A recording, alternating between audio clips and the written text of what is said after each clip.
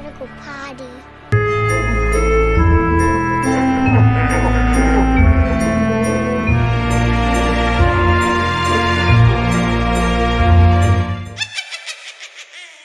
Hey everyone, and welcome to the Darkling Chronicles. It's been quite a long time since I've done this podcast and updated it, and I apologise for that. The only excuse I have is that life has been crazy this year, as I'm sure it has for most of you as well. I hope everyone out there is doing okay, holding on in there. We've got this. Remember, good things around the corner. Yes, annoying positivity. However, this is a ghost podcast, so let's get creepy. Now, the last story I told you was Tonya's story about the pub she used to live in, and it was called The Pool Room Sounds. I have since released a book called Real Ghost Stories. It's time for some ghost tea, because I just love spinning the ghost tea so much to you all. I absolutely love it. I live for this stuff. It was recommended to me to do a book by one of my lovely followers, Darren. I actually have experience putting books together, which is something you might not know. So I did it quite quickly actually, because I'm a designer as well. So I got it done really quick, and I cannot believe the amazing feedback that I've had. If you want to grab a copy, I will link it in the description of this podcast episode. This is story 20. If you have the book, you can have a little look as well, and it's called The Haunted Lands of Hartland. So Justin says, this story is my favourite experience, and it happened in my late teens whilst teaching my friend to drive at night. 4 of us, 1 driver, myself and 2 friends, drove into the countryside around Hartland in Devon, just driving around the many single-track lanes in the darkness. The first thing that happened was at a site called Bow Bridge, where the car suddenly grounded to a halt and stalled right on the bridge. Thinking Roscoe, the driver, had simply stalled it, he restarted the engine, only to find all of the gauges on the dashboard rising rapidly to the max petrol, temperature and rev count. Not thinking too much of it, we headed further into the darkness, watching the gauges return to normal. About a mile down the road, we all got very disorientated and started trying to figure out if we were lost or not. And this is where it gets very, very weird. As you do when you're lost, I was trying to keep track of things on the route. I remembered seeing a chapel on the left side of a sweeping right-hand corner, very vivid, with the car lights exposing it in the darkness, plain as day. It looked very old, very real. Then out of the blue, the car started to break down again and lose power. It spooked us into turning around to head back home. On the way back, I expected the chapel to be on the other side of the road since we were retracing our journey, and I was looking out for it. I mentioned to Roscoe that we hadn't passed the chapel yet and maybe we were lost.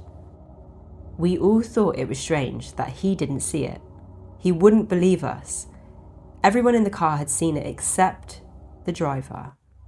That's when we got the heebie-jeebies and headed at speed towards town. The next morning, the other 2 passengers phoned me immediately and brought up the chapel sighting, not quite believing Roscoe had missed it. Later that day, we all met up and Roscoe, out of curiosity, asked the 3 of us to draw the chapel. He wanted to see if we could jog his memory or maybe catch us out. To our amazement, all 3 drawings looked exactly the same, detailed perfectly in every way. It was a small wooden structure with 2 very simple arched windows. You can imagine the goosebumps when the drawings matched. I now live in the area and have been past that site many times, but there's simply nothing there at all, just a wooded area. But on checking the earliest maps of the area from the 15 to 1600s, there is, in fact, a chapel. Right there, just outside a village hamlet called Long Furlong. I later found out that Bow Bridge is haunted by the Blue Lady and that many people have seen blue spheres of light above the bridge. We may have missed the spheres of light, but I've never had a car quite behave like that before. I love this story for so many reasons, and one being that feeling when you just passed your test and you have your friends in your car and you're going out and you're doing bits and bobs. I just think that feeling is so good. Like, driving just gets boring as you get older, though I do love driving. But, you know, the novelty with driving around with your mates. I never taught any of my mates to drive, though. I think that probably would have been a bad idea. But the fact that the gauges went out of control, and there's a lady known to be on this bridge. Like, I'm sad you didn't see the blue spheres, Justin, but it sounds like it was proper creepy. And seeing something that you can all draw and confirm, not even trying to make it the same, like, that's pretty strong evidence, isn't it, that this chapel was there. I love, like, a time slip situation. I don't know how it's happening, but I'm receiving so many of these stories at the moment. And I'm here for it because the unexplainable is just so fascinating, isn't it? It just opens up, like, doors in your mind where you're like, what is going on here? Let's get into the next story. This is story 21 in the book, and it's called The Haunted Cauliflower.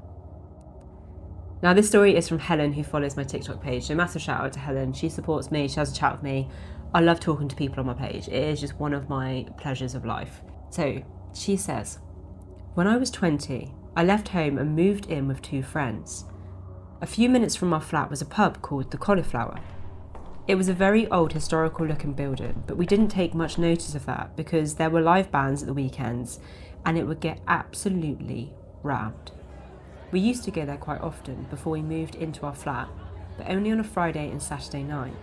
Once we lived nearby, we started going at quieter times too, and it had a totally different feeling.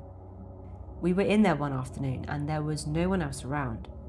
Even though it was dead quiet, I said to one of my friends, I feel like there's a lot of men at the bar in old-fashioned clothing.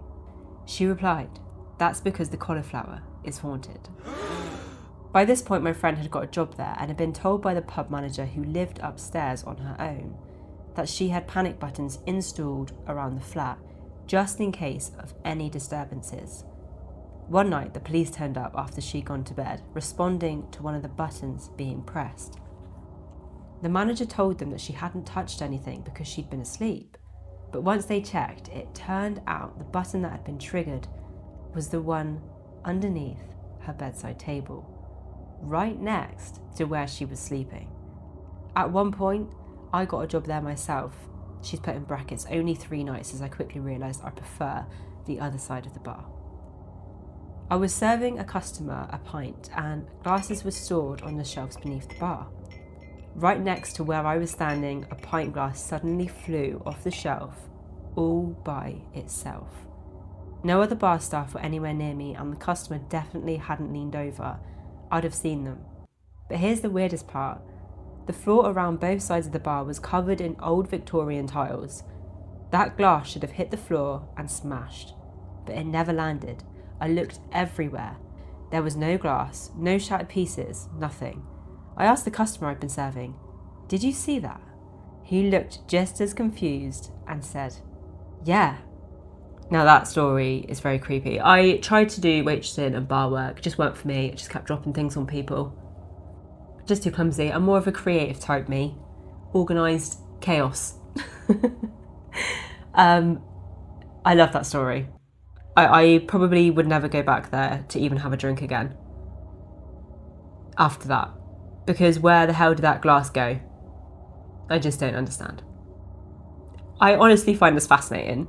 How can it show in our reality and then disappear?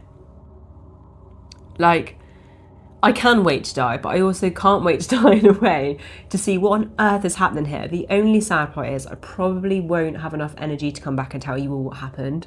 So, you know, anyway, probably shouldn't die yet. I'm only 36. Hopefully I've got a lot of life yet, but love the story, Helen. It's a brilliant one. So let's go on to another story because there's time.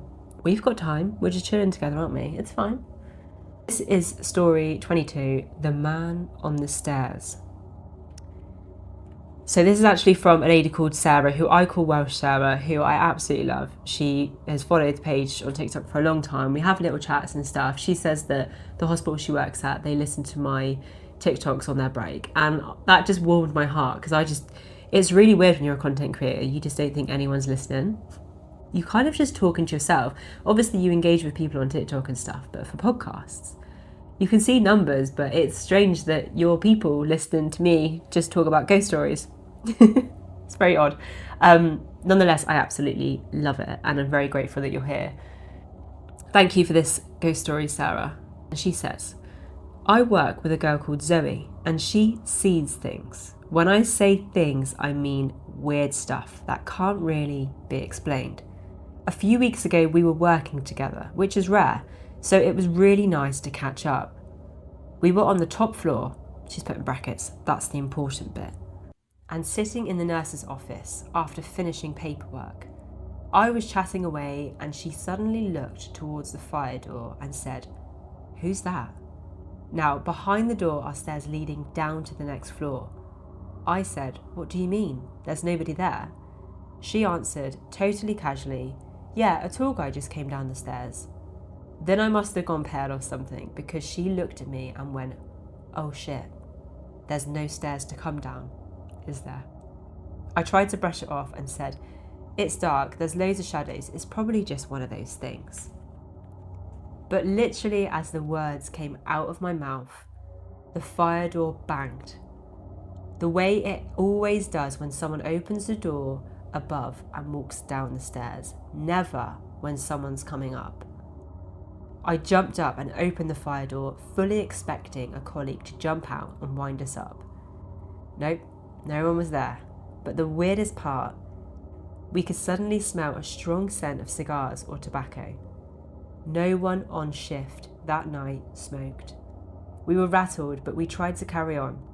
Then at exactly 3 a.m, it happened again. Zoe swore she saw a man dressed in dark clothes standing on the stairs. Needless to say, I take the lift now. Every single time. I don't blame you, Sarah. That's terrifying. Imagine being Zoe and having to see that. Good God. Do you know what? I don't think I could actually cope if I saw something properly. I wouldn't mind if I was with someone. But not on my own, not in a situation like that. Knowing there's no stairs upstairs to come down from. That's just not okay, is it? If you've seen a ghost or you have a ghost story and you absolutely love ghost stories, time slips or anything like me, and you've got one to share, I would really love to hear from you. You can send me an email at thedarklingchronicles25@gmail.com. You can find me on TikTok at thedarklingchronicles and send me a message by going on my profile and clicking message. Or I'm going to start posting more on my Instagram because it needs to catch up. It's very, very far behind my TikTok. I just thought one channel was enough, But now I'm going to just take the plunge and manage them both. So you can find me at the Darkling Chronicles on Instagram. Please do give me a follow if you find me. Come and have a little chat. I love talking about all things ghosts. I try and make time for as many people as I can. I've got 6,000 followers nearly on TikTok at the moment, but I feel like I've got a really good community on there, and I talk to as many people as I can about all of this creepy stuff because it honestly is something I'm really interested in and I absolutely love. I hope you enjoyed the ghost stories. I'm going to be releasing more podcasts, talking about more stories. I will even go off-piste in some of these and maybe talk about a popular ghost story or some topical thing that we're all going to love, basically. That's what you can rely on me for. I promise that, okay? Come back here, follow this page. You can leave me comments on Spotify now if you want. You can put in some requests. If you've got a ghost story, write it in the comments. We'd all love to read it. But listen, take care of yourself. If no one's told you today you are enough, you are worthy, this is a ghost podcast, but it's also a feel-good podcast, okay? This is what I'm about. You're enough, you're worthy, you have everything to offer this world. And if you have a ghost story, you have everything to offer me. Thank you so much. I'll see you in the next one.